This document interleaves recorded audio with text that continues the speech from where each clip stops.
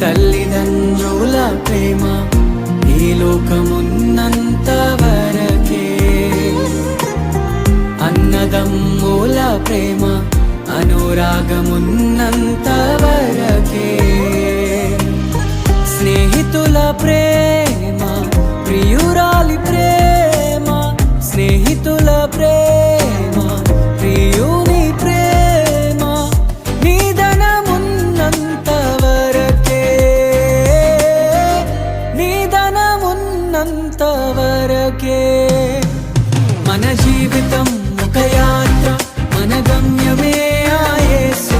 మన జీవితం ఒక పరీక్ష, దాన్ని గెలవడమే మన తపన.